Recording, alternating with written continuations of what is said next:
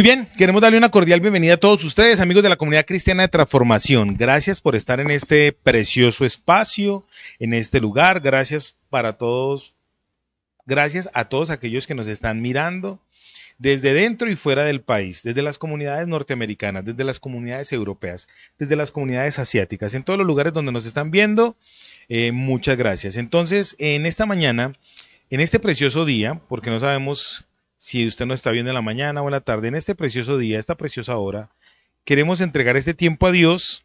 Ya aquí tuvimos una oración previa y queremos entregarle a Dios este tiempo para leer su bendita palabra. ¿Cuántos quieren escuchar palabra de Dios en esta mañana? ¿Cuántos han necesitado palabra de Dios en esta mañana, en estos días, cierto? Entonces vamos a leer la Biblia en el primer libro de Samuel, capítulo 1, versos del 1 al 19. No vamos a leer todo el capítulo, sino solamente los primeros 19 versos. Y de ahí vamos a extraer algunos principios. Bueno, vamos a centrarnos solamente en un verso, en el verso 11, pero vamos a leer todos los otros 19 versos para podernos contextualizar y entender algo más de lo que está pasando. El título del mensaje se llama Oración de una madre. Oración de una madre. Ustedes saben que acá en Transformación por lo general nunca utilizamos un día específico para una predicación específica.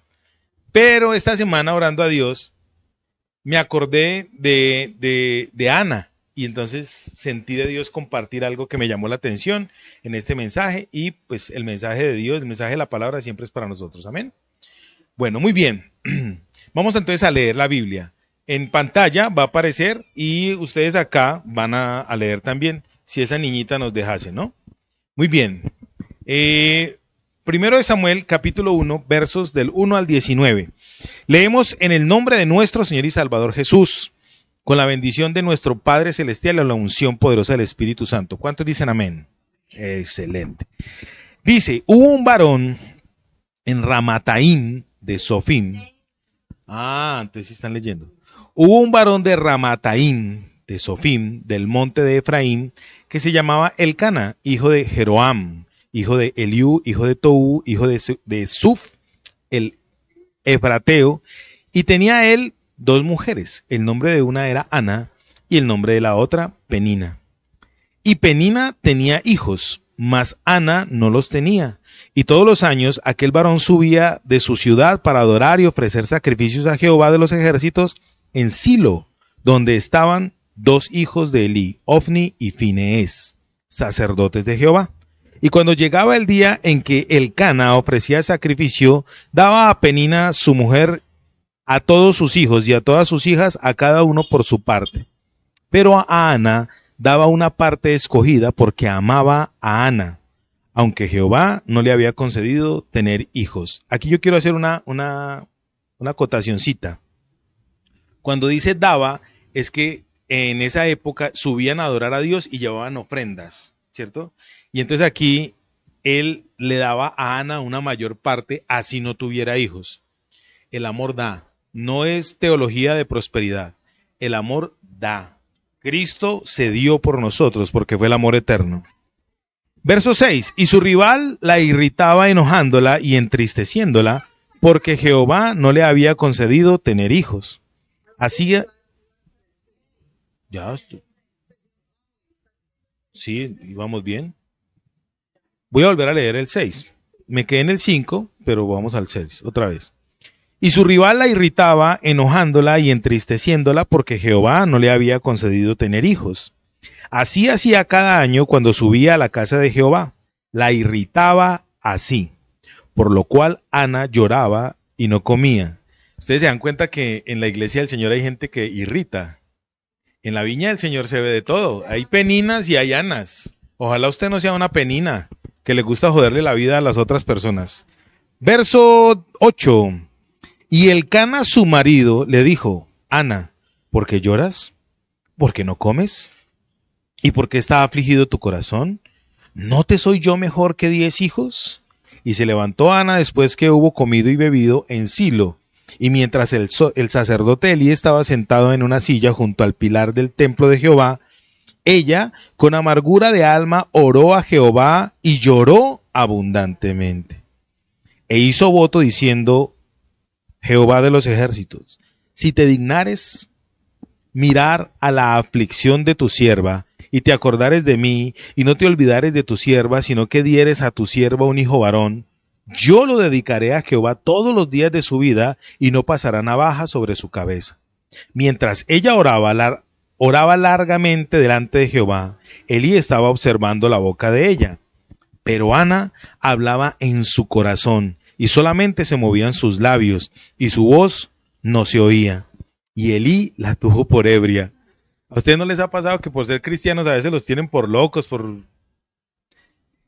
En fin, pero Ana hablaba en su corazón. Bueno, verso 14. Entonces le dijo Elí, ¿hasta cuándo estarás ebria? Digiere tu vino. Y Ana le respondió diciendo, no, Señor mío, yo soy mujer atribulada de espíritu. No he bebido vino ni sidra, sino que he derramado mi alma delante de Jehová. No tengas a tu sierva por una mujer impía, porque por la magnitud de mis congojas y de mi aflicción he hablado hasta ahora. Elí respondió y dijo, ve en paz, y el Dios de Israel te otorgue la petición que has hecho. Y ella dijo, halle tu sierva gracia delante de tus ojos. Y se fue la mujer por su camino, y comió y no estuvo más triste. Y levantándose de mañana, adoraron delante de Jehová, y volvieron y fueron a su casa en Ramá. Y Elcana se llegó a Ana su mujer, y Jehová se acordó de ella. Qué lindo, ¿no? Muy bien, vamos a colocar un poquitico de contexto y ya vamos a empezar a desglosar. El tema que quiero compartir hoy con ustedes es el siguiente. ¿Es la oración de qué? De una madre. ¿Pero Ana era mamá? No, aún no era mamá. Pero ya oraba por su hijo. Y fue una oración espectacular porque fue una oración desde las entrañas. Voy a contextualizarlos. Hay gente que dice, este mensaje se lo quiero dedicar a algunas personas, sobre todo familiares míos, que en ocasiones nos tildan de embusteros. Que el Señor caiga con todo. Nos tildan. Figúrate que el que no sabe hablar debería quedarse callado. En la Biblia dice, en el libro de los Proverbios, que el necio aun cuando calla parece sabio, ¿cierto? Muy bien. Resulta que este libro fue escrito hace aproximadamente 1200 años, aproximadamente. En ese tiempo existía la ley de Jehová, la Torá. La Torá se empezó a escribir aproximadamente hace 3500 años. O sea, ya había, la Biblia ya estaba escrita la ley, el Decálogo, la Torá, que son los 5 primeros libros de la Biblia. Samuel, aunque fue profeta de Dios, no está establecido específicamente como profeta. No hay un libro específico que diga o hable de que Samuel fue un profeta. Él no está metido entre el grupo de profetas mayores o profetas menores. Pero primero y segundo libro de Samuel hablan de los hechos de este hombre, de este varón de Dios. Y les quiero decir algo a manera de introducción. La oración de Ana causó tanto revuelo en el cielo que ni ella ni Elcana, por eso ahí en el capítulo 1 habla de la ascendencia de Elcana, ni ella ni Elcana eran de familia real ni sacerdotal. Ellos no eran de una línea ni real ni sacerdotal. Y la oración de Ana fue tan poderosa y fue tan escuchada en el cielo y tuvo tanta repercusión que Dios transformó aún la propia ley de él, la transformó para que Samuel entrara en la línea sacerdotal y profética. Imagínese usted, santo de Dios, la magnitud que tiene la magnitud de la fuerza que tiene la oración, que es aún capaz de cambiar la ley de Dios porque Él quiere cambiarla. Él sí tiene la facultad de hacer una constituyente cada que quiera. Él sí la tiene porque Él es la ley. Él es la ley y la ley es para nosotros. ¿Me estoy dando a entender? Ahí de entrada hubo respuesta para él. Entonces el primer punto que yo le quiero decir de esta manera de introducción es, cuando usted ora a Dios, cuando usted tiene intimidad con Dios, hay respuesta divina. Y esa respuesta, con base en el fervor y en la fe que usted le otorgue a la oración, como decíamos ahorita en la oración, si yo creo en Dios, necesariamente si oro a Dios, necesariamente debo creer que Él existe y que galardona a los que lo estamos buscando. Así seamos un grupo pequeño, Él está en este lugar. El Eterno no se mueve por emoción, el Eterno se mueve es por convicción. En la Biblia dice que un corazón con uno, Él no dice 10,000, 1,200. Un corazón contrito y humillado, el Señor no desprecia. Así que Dios está mirando que en usted y en mí, la actitud de nuestro corazón. ¿Están conmigo? Entonces hace 2,200 años, ya contexto histórico, había una cosa que se llamaba la voluntad permisiva de Dios. Y en el Oriente Medio y en el Oriente Próximo, que fue donde básicamente la Biblia tuvo su mayor auge o fue el lugar que geográficamente Dios escogió culturalmente para mostrarnos a nosotros su desarrollo profético. Entonces, Él permitía, algo que se llama la voluntad permisiva de Dios, Él permitía la poligamia, la bigamia. Él permitía que hubiese un hombre que tuviese 2 o más mujeres. Voluntad permisiva. La bigamia era en casos de procreación, porque para ellos, para los orientales, es supremamente importante el tema de la procreación. Yo estuve leyendo hace tiempo en el seminario un libro que se llama Desde Adentro. Y en este libro habla que el Islam está interesado en invadir la mayor parte de Occidente para islamizarlo, para volverlos al Islam de la manera más sencilla. Y esa gente no se preocupa por lo siguiente. ¿Cómo se meten desde adentro? Dice así en el libro. El Islam, los que practican esta religión, se meten en una ciudad, una familia o 2 familias. Y adivine qué empieza a tener esa gente. Hijos como locos, como curíes. Empiezan a tener hijos. Y uno en el occidente, teniendo 1, máximo 2 hijos, se vuelve loco. Ya uno no sabe qué hacer con ellos. Eso se llama falta de fe. Seguro. Esta gente tiene más fe, o sea, se requiere más fe para no creer que para creer. Y esta gente cree, simple. Es un principio que aún el mismo Eterno bendice. Ellos creen, no se preocupan, y ahora qué vamos. Uy, majito, ¿qué vamos a hacer para darle comida a todas estas gentes? Nada. Eso simplemente se guindan es a tener muchachitos. Cuando esa gente ya tienen 5, 6, 7, 12 hijos, entonces ya tienen una célula del Islam y ya empiezan a tener su propia sinagoga y empiezan a adorar. Entonces 2 familias son entre 30 y 40 personas aproximadamente. Y así se van pasando. Ustedes sabían que Inglaterra al día de hoy, una nación que hasta el siglo XIX, año 1800 y péguele, hasta el siglo XIX, Inglaterra fue la nación que más produjo misioneros evangélicos creyentes en la Biblia. Fue hasta 1870 y pico, fue la nación que más proclamó, envió misioneros. Hoy en día, esa nación, el 70% de su fe está orientada al Islam. Y si usted mira, todos los orientales migraron para Inglaterra y empezaron a colonizarla. ¿Desde dónde? Desde la religión. ¿Sí me estoy dando a entender? ¿Qué quiero llegar con esto? Para el Oriente, la cultura de tener hijos es muy importante. Y lo que menos les interesa a ellos es la plata para poderlo sustentar. Ahí se cumple el principio bíblico que dice en Eclesiastés capítulo 7. Arroja el pan a sus aguas y él a su tiempo volverá. Donde ellos vayan les interesa colonizar a punta de muchachitos, ¿cierto? Ese principio en esos lugares, o sea, y para ellos la religión predomina sobre la política, ¿cierto? Ahorita estamos hablando con la hermana. Uno a veces ni de política ni de religión habla, al contrario. Uno tiene que aprender es a callar, pero que se debe hablar de política y de religión, amén. Amén, porque resulta que es lo que uno dice la Biblia, que oremos, Pablo escribiéndole a Timoteo, oremos por los que están en eminencia para que vivamos quieta y sosegadamente. Y 2, necesitamos hablar de religión porque es para donde vamos, es el principio básico de para donde nosotros vamos. ¿Están conmigo? Bueno, entonces el contexto histórico es el siguiente, voluntad ¿qué? Permisiva. Dios les permitía tener a ellos hijos, pero entonces para las mujeres en el Oriente Próximo, y aún hasta el día de hoy se manifiesta, que para las mujeres no tener hijos era una maldición.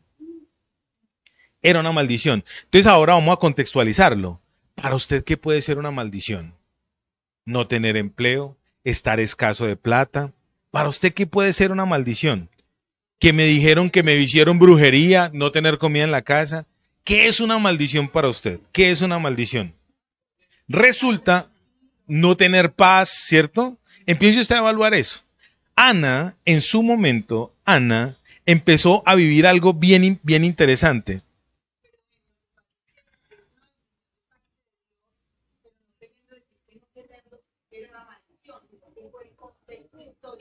Sí. Exactamente. Por eso estoy diciéndoles, contextualizando. Ajá. Nunca Dios, de hecho Dios dice, bendito, en su palabra dice, bendito el vientre que puede dar fruto, porque el mandato de Dios es crecer y multiplicarse. Ahora, esto da para mucha tela, para largo y para ancho, ¿cierto? No vamos a hablar de eso, le estoy hablando del contexto.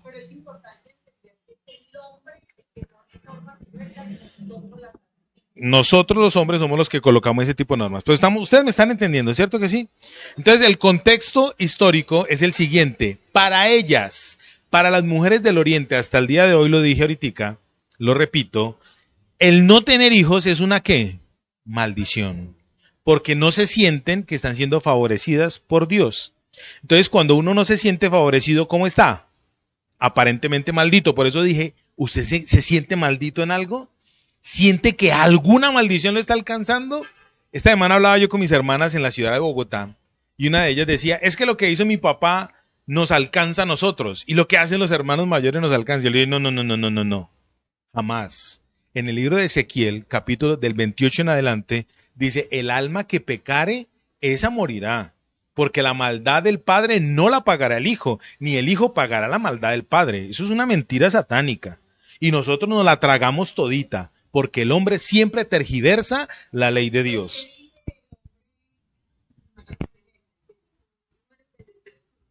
Ah.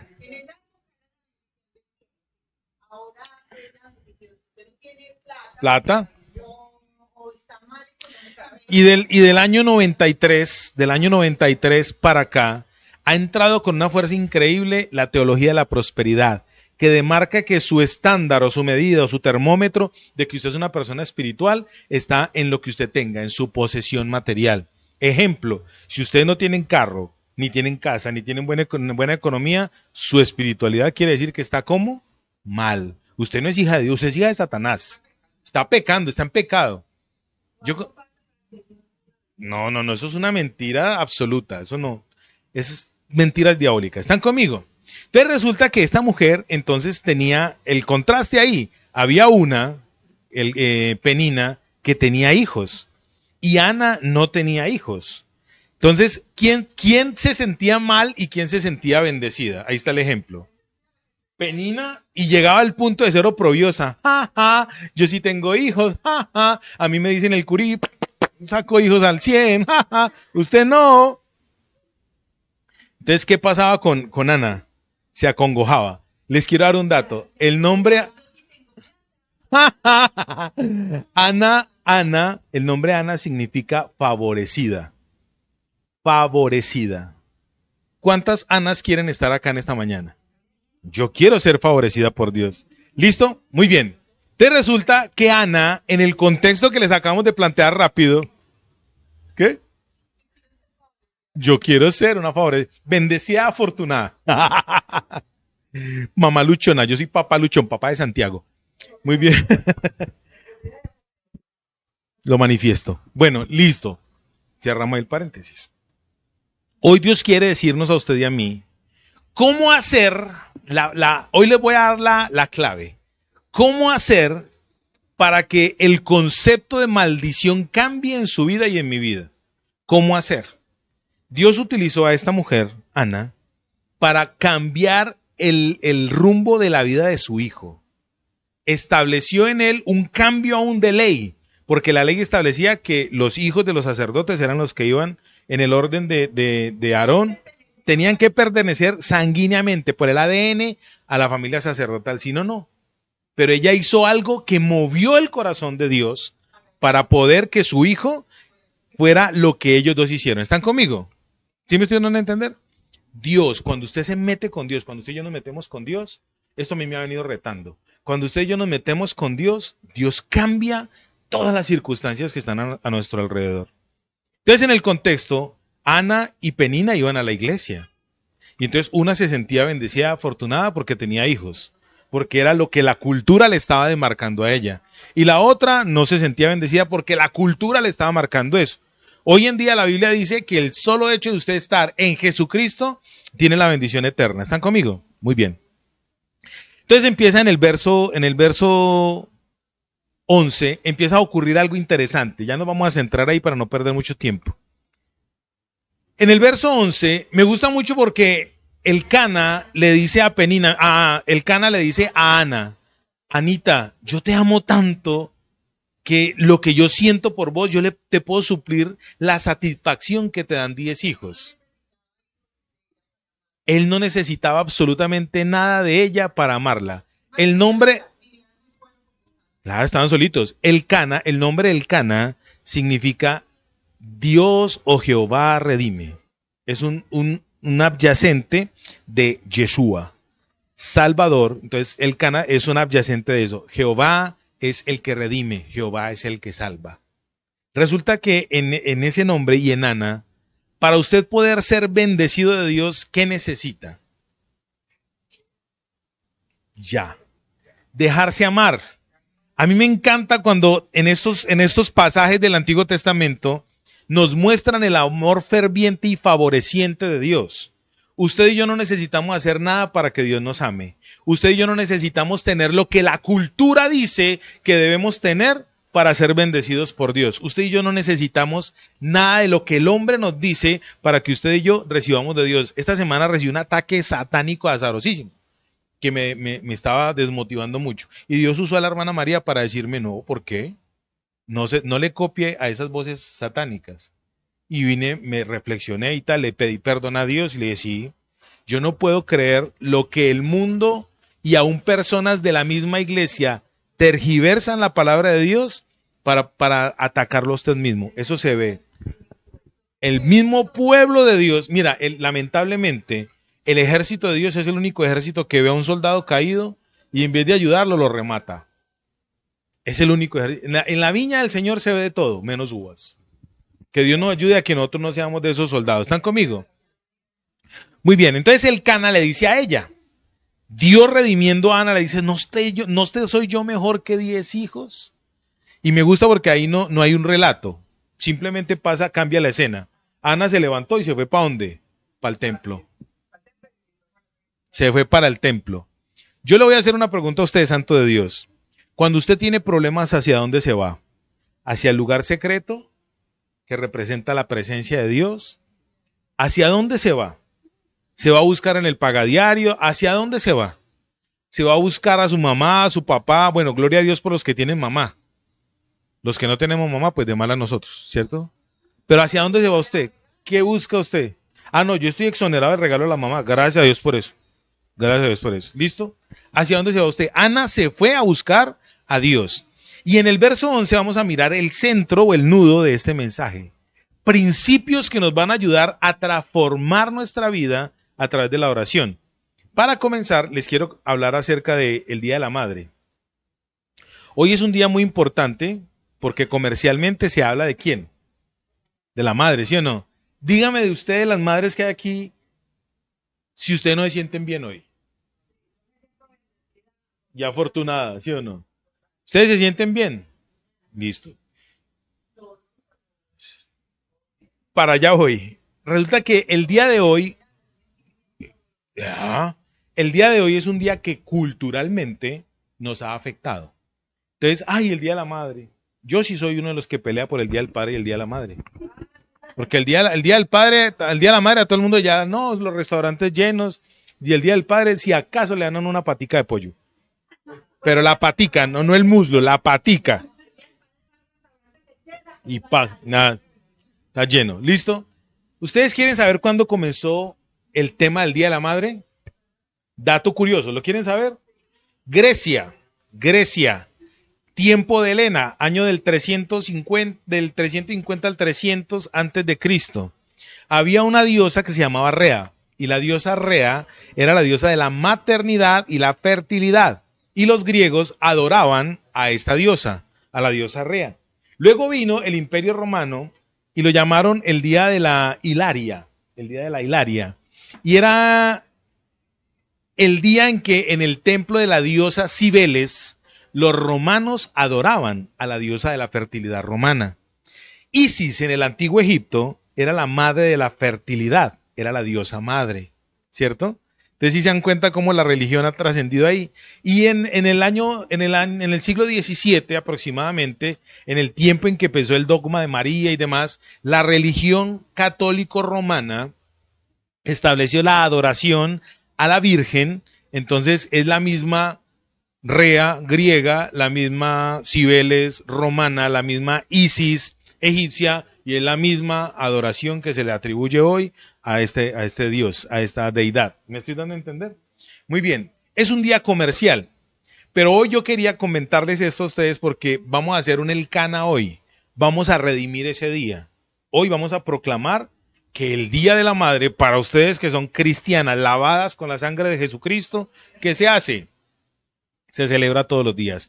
Nosotros como hombres creyentes, ¿cuándo tenemos que honrar a nuestra mamá? Los que no tenemos mamá tenemos esposa e hijas. Hay que honrarla, ¿sí o no? ¿Cuándo? ¿Un día? No. Los paganos son los que determinan un día específico. Usted y yo le podemos dar regalos a la mamá y a la esposa. ¿Cuándo? Todos los días. Ya, yo soy gestor social. Y en la época en que trabajé como consejero de familia acá en el municipio, el día que más problemas intrafamiliares había era el Día de la Madre. Todo el mundo iba, ya está establecido. Listo, muy bien. Amén. Entonces, hasta ahí vamos bien. ¿Cierto que sí, santos de Dios? Palabra de Dios. Vamos a empezar ahora sí el grueso de Dios, de la palabra. Verso 11 dice así. En el verso 10 dice que ella con amargura de alma oró a Jehová y lloró abundantemente. Verso 10. ¿Cuántos de los que están aquí en algún momento de su vida se han sentido tan amargados, tan acongojados, emocionalmente tan tirados que lo único que piensan es en orar o llorar? Hay dos opciones. La mayoría de personas que emocionalmente están devastadas, lo que más hacen es ¿qué? Llorar, desear la muerte, pero la amargura por lo general va a traer esas dos situaciones. A Dios, escuche bien lo que le voy a decir, a Dios le interesa que cuando usted esté en medio de una prueba, clame a Él. A veces, dice Primera de Pedro capítulo 1, si es necesario, Dios nos mete en una pruebita para que nosotros ¿qué hagamos? Miremos arriba. En el verso 11 dice que Ana no lo dice directamente, explícitamente, pero tácitamente lo dice. Dice, Ana estaba llorando, pero en el verso 11 dice, tomó la decisión. ¿Y qué empezó a hacer? Dice, lo primero que ella hizo fue un voto. ¿Ustedes saben qué significa un voto en la Biblia? La oración de una madre que transformó a su hijo comenzó con un voto. En la Biblia un voto es un pacto, un contrato que se hace entre dos personas, y ese pacto, ese contrato entre dos personas genera o fortalece confianza. Por ejemplo, cuando usted se va a casar, el tema del matrimonio, aquí en Transformación tenemos una doctrina muy clara acerca del matrimonio. Cuando usted se va a casar, ustedes que se van a casar, ustedes ya tienen algo establecido, ¿sí o no? Pero cuando usted se casa, a nosotros nos gusta que cuando la gente se case en el altar de Dios, establezcan unos votos. Hay personas que le cantan al novio, ¡ay, qué linda! Mi esposa me cantó. Yo le iba a cantar, pero los músicos me quedaron mal, entonces me tocó establecer un pacto. Hice unos votos. Ya de esos 15 votos que le establecí a ella, he roto como 3 o 4. Pero escuche bien, un voto es algo que genera ¿qué entre las dos personas? Confianza. Un voto genera confianza. Lo primero que Ana hizo fue establecer un voto ¿con quién? Y en la oración ella estableció el voto. Cuando usted como madre está orando, cuando usted como creyente está orando a Dios y establece un voto, escuche bien lo que le voy a decir. En el cielo no se olvida eso. Por eso la Biblia dice que cuando usted haga un voto delante de Dios, procure con diligencia cumplirlo. Señor, si usted me bendice, yo le prometo que yo le voy a dar el diezmo. Yo no lo digo porque usted nos dé el diezmo a nosotros, délo en la iglesia, donde usted quiera, pero en un lugar donde establezcan el reino de Dios, que sea para la obra de Dios, ¿cierto? Señor, si usted me da este hijo, se lo voy a consagrar. Enseguida vamos a hablar acerca de eso. Señor, si usted tal cosa, Señor, si usted tal otra. ¿Y cuántas veces nosotros nos hacemos los locos? Resulta que a Dios no se le olvida y enseguida lo vamos a mirar en este texto. En este texto hay algo bien interesante acerca de las memorias. Ana lo primero que hizo en su oración, ¿qué fue hacer? Estableció un voto. Un voto genera ¿qué? Confianza. Es un pacto de confianza. Y les voy a dar una excelente noticia. Cuando a usted Dios le dice, cuando usted le dice a Dios, Señor, te prometo que me consagro a la iglesia, adivine qué hace Dios. Confía en usted. Qué duro eso, ¿sí o no? Sí. Señor, si usted de tal, yo me convea por estas 1000 crucecitas que le llego a la iglesia temprano, barro, recojo las sillas, trapeo, Señor. ¿Y Dios qué dice? Yo le creo. Porque hubo un qué, un voto. ¿A usted no le interesa mucho que Dios le crea? Cuando usted empieza a estar convencido en su mente, por eso la Biblia dice que el verdadero culto tiene que ser ¿en dónde? En la razón. Cuando a usted le interesa que Dios le crea, usted empieza a tener en su vida una conducta sincronizada, una conducta que tiene coherencia entre su discurso y su vida, lo que usted vive.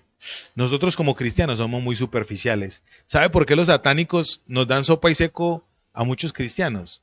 Porque esa gente sí sabe que el sacrificio desata poder. Número 1, Ana, ¿qué hizo? Hizo un voto, un pacto con Dios. Número 2, el voto que ella hizo, no lo hizo con cualquiera. Ella dice, e hizo voto diciendo, Jehová de los ejércitos.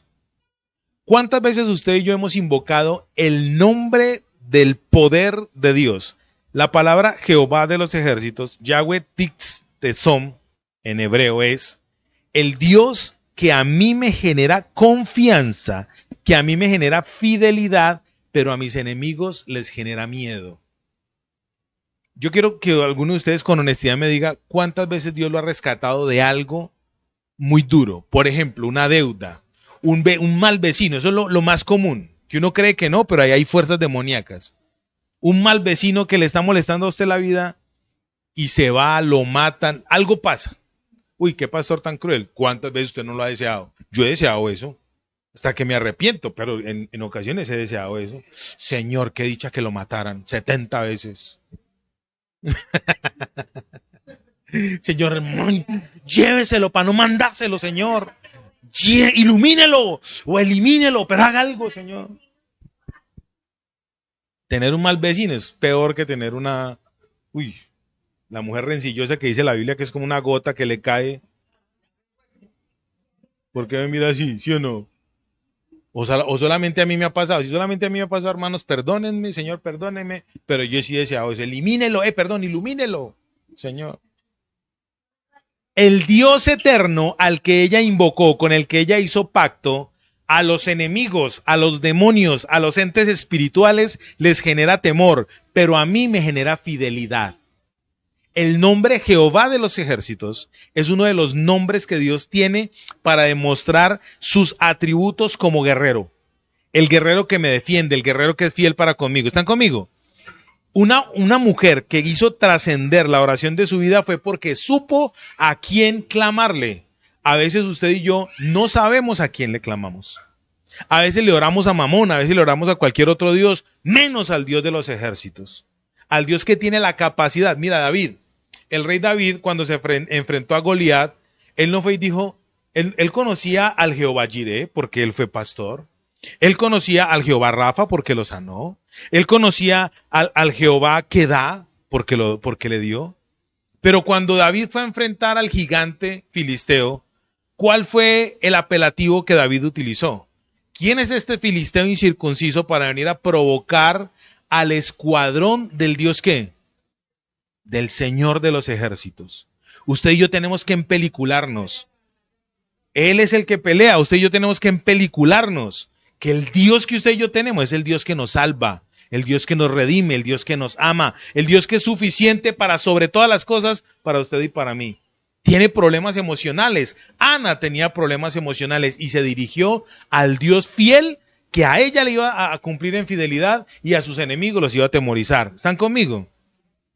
Tercero, o sea, una oración que trascienda, que cambia, una oración que utilizamos el ejemplo de una madre por el día, pero sirve para cualquier creyente. Una oración tiene que ser una oración que cree en Dios. ¿Ana estaba demostrando que creía en Dios? Sí, amén.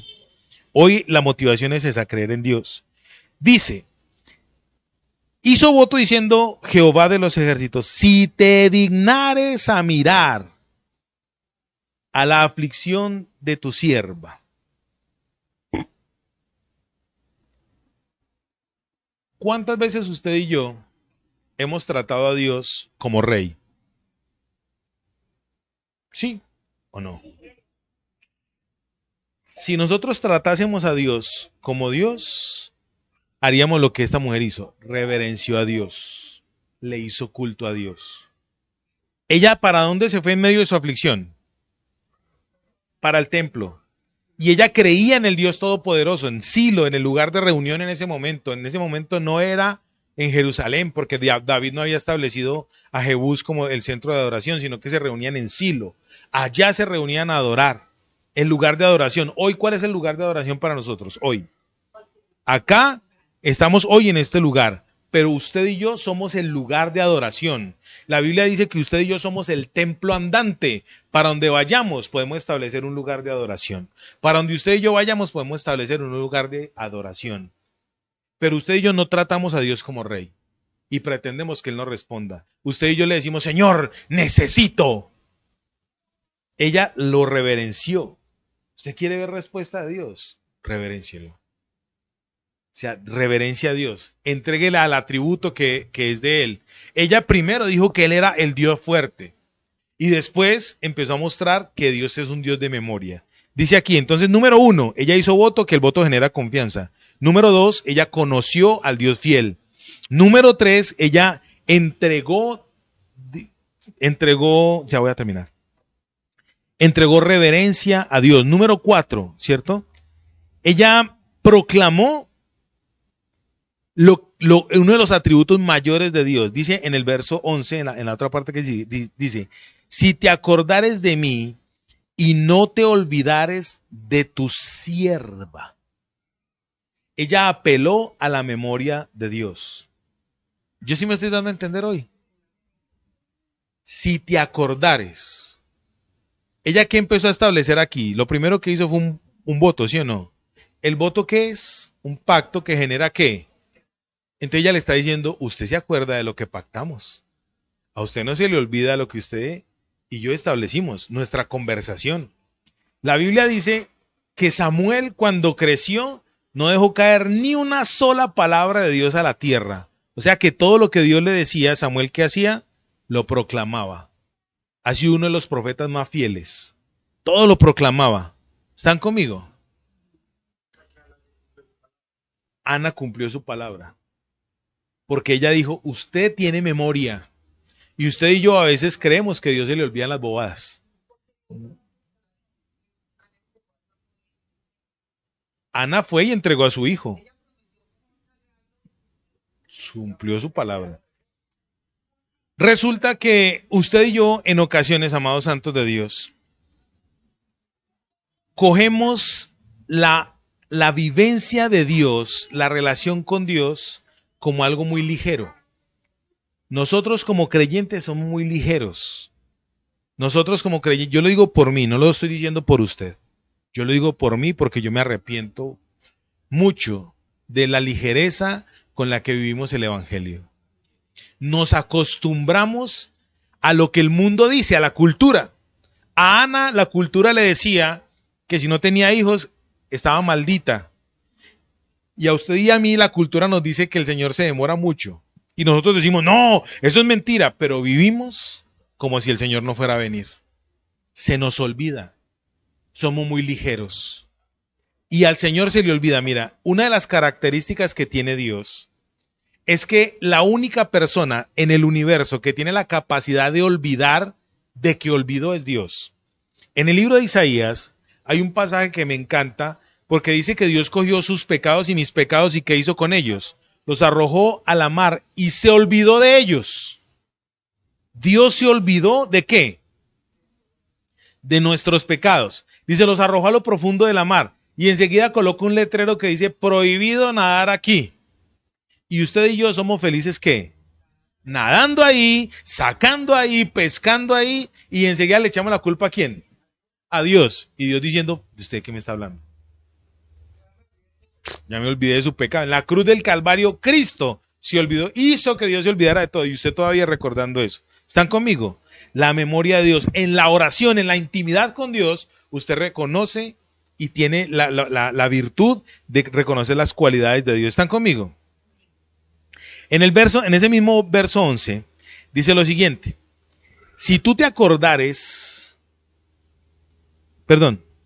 no te olvidares de tu sierva, sino que dieres a tu sierva un hijo varón. ¿Sabe por qué usted y yo a veces no recibimos respuesta de Dios? Porque no sabemos qué queremos. Somos muy circunstanciales. Ella la tenía clara, yo quiero un hijo varón. Yo quiero un hijo varón y voy a hacer esto y esto con él. Pero usted y yo somos muy circunstanciales. El día que se nos acaba el mercado nos volvemos locos y todo se convierte en ¿qué? En mercado. La plata que necesitamos es para conseguir el mercado. Llegaron los servicios, nos concentramos en los servicios. Somos muy...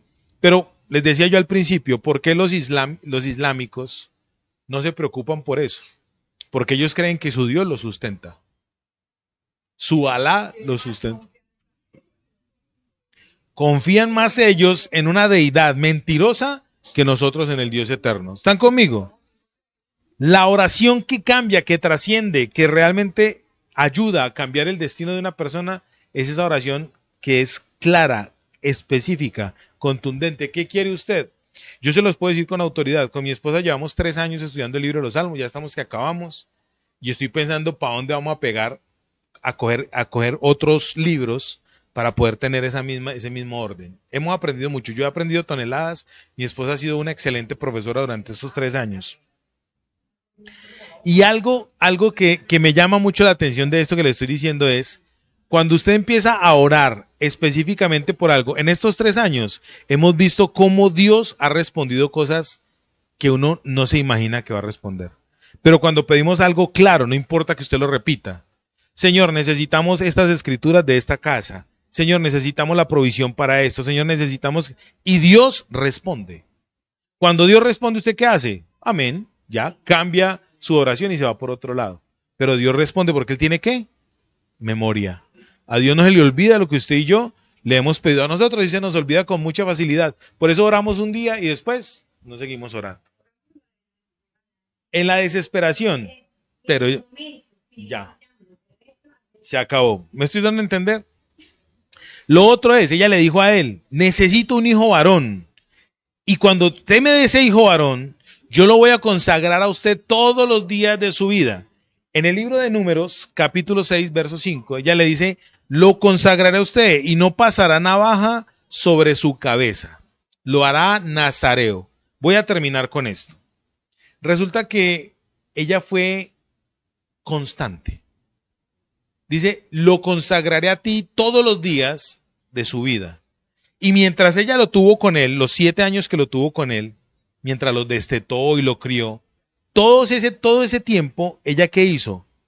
Lo estuvo consagrando a Dios. Libro de los Proverbios, capítulo 25, dice, instruye al niño en su camino, y aun cuando fuere viejo, no se apartará de ese camino. Ella lo consagró a él. Consagrar, según Números, capítulo 6, no pasar navaja sobre su cabeza, no beber vino ni nada de eso, es ayudarlo a que no se involucre con lo que a ella le estaba pasando. las culturas del mundo, las culturas externas que la estaban dañando.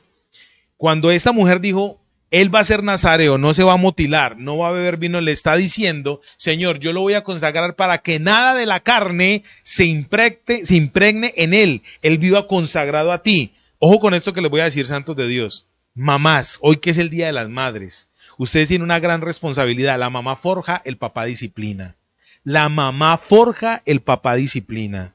El papá establece la disciplina, pero quien está realmente construyendo el tejido social de ese muchachito, esa muchachita, es la mamá. La mamá forja y el papá disciplina. Ana fue constante en su forjamiento, en el carácter de ese hombre que después se convirtió en el gran Samuel, en el gran profeta. Ella lo forjó, ella lo formó. Les voy a dar un consejo. No desfallezcan en exigirle a sus hijos que se consagren a Dios. Que ellos no lo quieran hacer es problema de ellos, pero usted no se canse de exigirle a sus hijos que lean Biblia, que oren, que se metan con Dios, no se vista de esa manera tan indecorosa, que el mundo no los permee, no se cansen de eso. Esa oración y esa responsabilidad va a hacer que a futuro su hijo caiga en cuenta de eso. Puede que no sea ya, pero eso va a pasar. Y les tengo una excelente noticia ya para terminar. En el verso 19, después de que aún el mismo sacerdote creyó que ella estaba loca, ella tuvo que aclararle que no estaba borracha. En el mismo verso 19, el pasaje está diciendo lo siguiente, me encanta. Verso 19 dice, y levantándose de mañana, adoraron. ¿Quiénes adoraron? Ana y Elcana.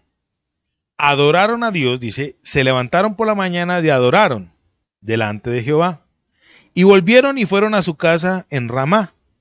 Y Elcana, después de adorar a Dios, cogió a Ana, mi hija, y le digo que eso fue, le dio sopa y seco para que sepa quién es el varón de la casa. Y piquiti, ese día que hubo respuesta. Ese día hubo faena, ese día hubo bendición. La respuesta que ella estaba esperando no se iba a dar como lo fue en María, una concepción sin tocarle maritalmente. Ese día Dios utilizó lo natural para responderle ¿a quién? A Ana. A usted y a mí, cuando usted y yo empecemos a practicar estos principios de oración delante de Dios para que nuestra vida sea transformada, Dios va a usar lo natural para bendecirnos a usted y a mí, porque Dios también utiliza lo natural. ¿Qué es lo natural? Un empleo. ¿Qué es lo natural? Mira, que alguien se acerque y te diga, mira, siento en mi corazón darte estos 100,000 pesos. Así tú tengas plata, recíbelos, porque el que da el querer como el hacer es Dios. Esa persona está sembrando. ¿Cómo Dios le va a dar a ella de otra manera? Pero escuchen estos santos de Dios. Dios responde de manera natural. O sea, ¿cuál es la naturaleza de Dios? Respondernos a lo que Dios se deleita en bendecirnos. ¿Están conmigo? Ana recibió ¿qué? Su oración. Recibió respuesta a su oración. Mira, a mí me encanta esto. Ana recibió la respuesta a su oración y Elcana pudo tener relaciones sexuales con ella como él quería, porque él la amaba a ella. Y si la amaba a ella, disfrutaba estar con ella. Estaba mal. Imagínate una mujer esa mujer emocionalmente quería era Elcana para que le diera un hijo, ¿cierto? En fin, ahí hay otras cosas para hablar, pero hoy no es el día. Que Dios nos ayude, santos de Dios, a recordar los atributos de Dios. Uno de los atributos de Dios, ojalá usted salga hoy convencido de eso, es que Dios para usted es el papá o es el Dios de los ejércitos. Que a usted, para con usted es fiel, pero para con sus enemigos les genera ¿qué? Temor.